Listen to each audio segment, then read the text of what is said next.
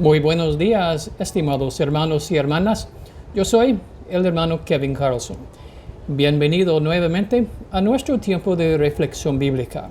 Santiago 1:13 dice: cuando alguno es tentado, no diga que es tentado de parte de Dios, porque Dios no puede ser tentado por el mal, ni Él tienta a nadie. Este versículo aborda el tema de las tentaciones y aclara la relación entre Dios y las pruebas o tentaciones que enfrentan los creyentes. Aquí hay algunas ideas clave para entender este versículo. En primer lugar, verso 13 habla sobre la fuente de la tentación. Santiago comienza enfatizando que nadie debe atribuir las tentaciones o pruebas a Dios. A veces, en medio de dificultades, los seres humanos pueden ser tentados a culpar a Dios por las circunstancias difíciles que enfrentan. Sin embargo, el versículo establece claramente que Dios no es la fuente de tentación. Verso 13 también enfatiza que Dios no tienta al mal. El versículo declara que Dios no puede ser tentado por el mal y tampoco tienta a nadie. Esto significa que Dios no induce ni incita a las personas a pecar o a participar en actividades maliciosas. La naturaleza divina de Dios es pura y santa y está en completa oposición al mal. El versículo también habla sobre el propósito de las pruebas. Santiago 1:12, el versículo anterior, dice: bienaventurado el varón que soporta la tentación, porque cuando haya resistido la prueba, recibirá la corona de vida que Dios ha prometido a los que le aman. Aunque Dios no tienta, la Biblia enseña que Dios permite pruebas y dificultades en la vida de los creyentes. Estas pruebas no son para inducir al pecado, sino para fortalecer la fe, el carácter y la confianza en Dios. A través de las pruebas, los creyentes pueden crecer espiritualmente y aprender a depender más de Dios. Y el texto habla sobre la responsabilidad humana. Aunque Dios no es la fuente de tentación, las personas tienen su propia responsabilidad en cómo responden a las pruebas y las tentaciones. En resumen, Santiago 1:13 recalca la santidad y la pureza de Dios al afirmar que Él no tienta al mal ni induce al pecado. Los creyentes son llamados a resistir la tentación y buscar la guía y fortaleza de Dios para superar las pruebas de la vida.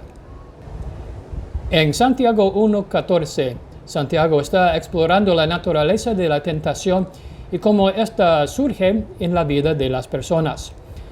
En lugar de considerar la tentación como algo que proviene únicamente de fuerzas externas o influencias malignas, Santiago señala que la fuente real de la tentación se encuentra en los deseos internos de las personas, las concupiscencias. Versículo 14 dice: sino que cada uno es tentado cuando de su propia concupiscencia es atraído y seducido. En Santiago 1:14, Santiago está explorando la naturaleza de la tentación y cómo ésta surge en la vida de las personas. En lugar de considerar la tentación como algo que proviene únicamente de fuerzas externas o influencias malignas, Santiago señala que la fuente real de la tentación se encuentra en los deseos internos de las personas, de las concupiscencias. El versículo 14 dice: sino que cada uno es tentado cuando de su propia concupiscencia es atraído y seducido. Aquí la palabra concupiscencia se refiere a los deseos fuertes y descontrolados que a menudo van en contra a la voluntad de Dios y del camino de rectitud. Santiago está haciendo hincapié en que en lugar de ser víctimas pasivas de tentaciones externas, las personas, los creyentes, a menudo son arrastradas por sus propios deseos y apetitos que no están en línea con los principios morales y espirituales. Este enfoque tiene una importante implicación ética y espiritual. Santiago está instando a los creyentes a que se autoevalúen y reconozcan la responsabilidad que tienen en las luchas contra la tentación. En lugar de culpar a factores externos, se les anima a examinar sus propios corazones y a reconocer cómo sus deseos y anhelos personales pueden estar influyendo en sus decisiones y acciones. La enseñanza central aquí es que la lucha contra la tentación no es solo una cuestión de resistir influencias negativas externas, sino que también implica cultivar una autorreflexión, el autocontrol y la transformación interna.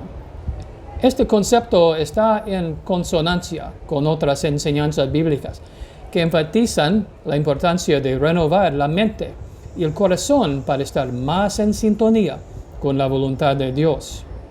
En resumen, Santiago 1:14 es un recordatorio de que la tentación no es simplemente algo que nos sucede desde afuera, sino que tiene raíces en nuestros propios deseos internos.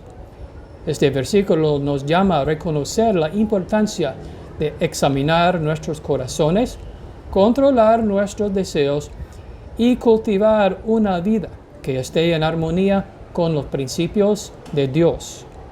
Y en Santiago 1:15, Santiago emplea una metáfora poderosa para ilustrar el proceso mediante el cual las tentaciones pueden transformarse en pecado y, en última instancia, llevar a la muerte espiritual. Versículo 15 dice: Entonces la concupiscencia, después que ha concebido, da a luz el pecado, y el pecado, siendo consumado, da a luz la muerte. El uso de esta analogía del embarazo y el nacimiento ayuda a enfocar la atención en el desarrollo gradual de las acciones pecaminosas y sus consecuencias. Vamos a desglosar el versículo en varias partes para entenderlo a fondo. La concupiscencia que concibe. La concupiscencia se refiere a los deseos internos, impulsos y pasiones que luchan dentro de cada individuo. Santiago describe cómo estos deseos pecaminosos conciben el pecado. Aquí la idea es que cuando permitimos que nuestros deseos inapropiados tomen el control, estamos dando lugar a la posibilidad de actuar en contra de los principios morales, los valores de Dios. En segundo lugar, el nacimiento del pecado. Así como un embarazo da lugar al nacimiento de un ser humano, en esta metáfora la concepción de la concupiscencia conduce al nacimiento del pecado. En otras palabras, cuando cedemos a nuestros deseos pecaminosos y actuamos de acuerdo con ellos, estamos dando vida a un comportamiento que está en contradicción con las enseñanzas espirituales y éticas. Y en tercer lugar, verso 15 nos dice que el pecado lleva a la muerte. La metáfora culmina en la afirmación de que el pecado da a luz a muerte. Esta es una manera impactante de describir las consecuencias espirituales y morales del pecado. Aquí la muerte no se refiere únicamente a la muerte física, sino más bien a la separación espiritual entre Dios y el ser humano. En resumen, Santiago 1:15 nos presenta un cuadro vívido de cómo las tentaciones pueden evolucionar desde nuestros deseos internos hasta acciones pecaminosas. La metáfora del embarazo y el nacimiento hace hincapié en el proceso gradual y las etapas que pueden conducir a una espiral descendente si no se controlan y resisten. En última instancia, este pasaje resalta la importancia de la autorreflexión y autodisciplina y la búsqueda de una vida en sintonía con los principios espirituales para evitar consecuencias negativas del pecado. Queridos hermanos y hermanas, quisiera agradecerles por haber participado en esta reflexión bíblica. Si usted ha sido animado o bendecido en alguna manera por este video, haga un clic en el botón like debajo de la pantalla y por favor, suscríbete al canal Hermano Kevin.